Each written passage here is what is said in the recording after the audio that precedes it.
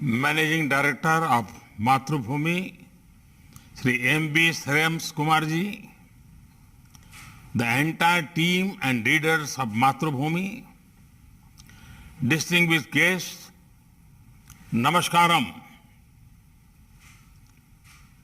I am glad to be addressing this program to mark the centenary celebrations of Mathrubhumi.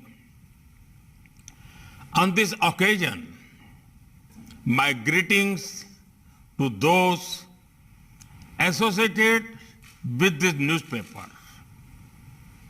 I also recall the contributions of those who have previously worked in this media house. Several leading lights such as Shri K.P. Keshav Menon, K.A. Damodar Menon, Kerala Gandhi, Shri K. Kelappanji, and Karul Nilkandan Namudripadji have been associated with Mathrubhumi. I would like to remember MP Virendra Kumar, who oversaw the rapid growth of Mathrubhumi. We will never forget his efforts to uphold India's democratic ethos during the emergency. He was a great orator, scholar, and was passionate about the environment. Friends, inspired by Mahatma Gandhi's ideals, Mathrubhumi was born to strengthen India's freedom struggle. Mathrubhumi is a key part of the glorious tradition of newspapers and journals founded all across India to unify the people of our nation against colonial rule. If we look back at our history, several greats have been associated with some or the other paper. Lokmanya Tilak nurtured Keshri and Maratha. Gopal Krishna Gokhale ji was associated with Hitvad. Prabuddha Bharat was associated with Swami Vivekananda. When we remember Mahatma Gandhi, we also remember his works in Young India, Navjivan, and Harijan. Shyamji Krishna Verma edited the Indian Sociologist. I have just given a few examples. The list is endless. Friends, if Mathrubhumi was born during India's freedom movement, the centenary celebrations are taking place when India is making Azadi Ka Amrit Mahotsav. We did not have the opportunity to sacrifice our lives during the freedom struggle or for Swaraj. However, this Amrit Kal gives us the opportunity to work towards a strong, developed, and inclusive India. For any nation to develop, making good policy is one aspect, but to enable the policies to succeed and to ensure that large-scale transformation take place, active participation from all walks of society is needed. For that, the media plays a critical role. In these years gone by, I have seen the positive impact the media can play. The example of the Swachh Bharat mission is well known.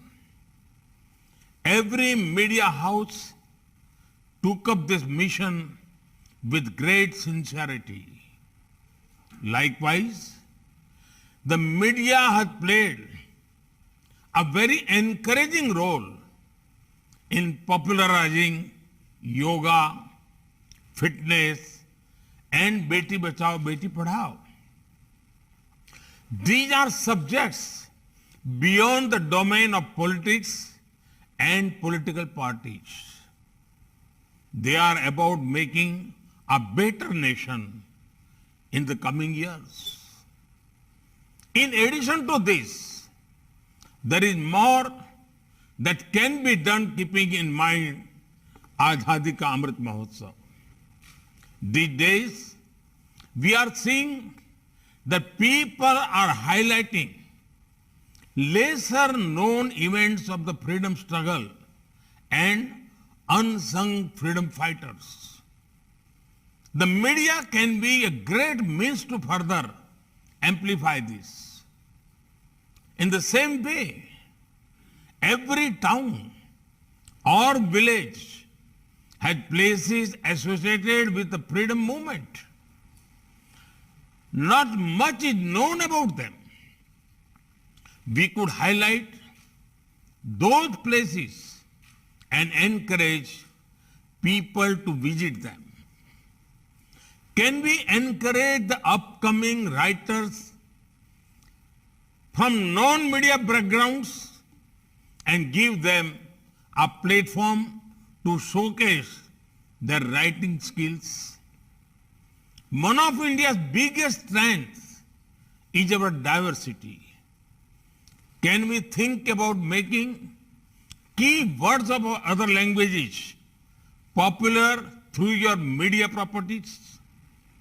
Friends, in today's day and age, the world has many expectations from India. When the COVID-19 pandemic hit our shores, it was speculated that India would not be able to manage things well. The people of India proved these critics wrong. We used the last 2 years to improve the health of our society and the health of our economy. For 2 years, 80 crore people got access to free ration. 180 crore doses of vaccines have been administered. In a time when many nations are unable to overcome vaccine hesitancy, the people of India have shown the way. Powered by India's talented youth, our nation is moving towards Atmanirbharta or self-reliance. At the core of this principle is to make India an economic powerhouse that caters to domestic and global needs. Unprecedented reforms were brought in which will boost economic progress. Production-linked incentive schemes were introduced in different sectors to encourage local enterprise. India's startup ecosystem has never been more vibrant. Youngsters from tier 2, tier 3 towns and even villages are doing excellent work. Today, India is leading the world in the field of technological advancement. In just the past 4 years, the numbers of UPI transactions have increased over 70 times. This shows the eagerness of our people to embrace positive changes. Friends, we fully understand the importance of next generation infrastructure. Rupees 110 lakh crore are being spent on a national infrastructure pipeline. PM Gati Shakti is going to make infra creation and governance more seamless. We are actively working to ensure every village of India has high-speed internet connectivity. The guiding principle of our efforts is to ensure the future generations lead a better lifestyle than the present ones.